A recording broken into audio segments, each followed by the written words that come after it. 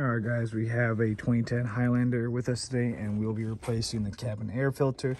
Here's the part number down below. Super simple and easy. Alright, so we're inside the passenger side. We're going to open up the glove box.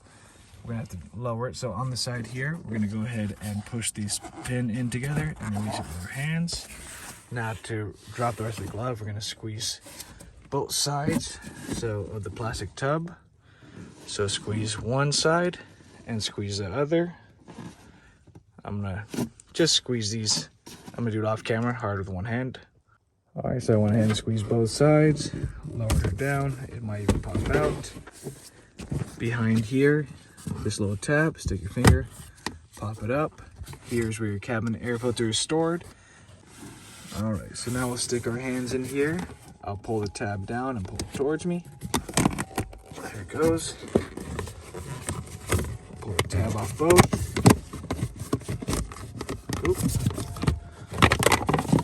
There it goes. And we'll grab the cabin air filter out. Oh, and this is a dirty one.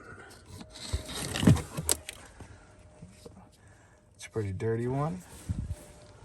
See it in the light. Yep, definitely time to replace it.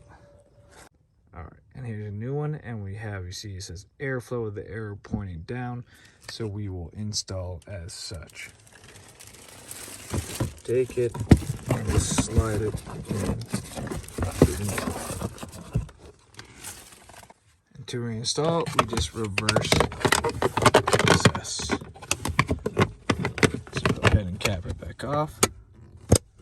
Touch your clicks, pop this down.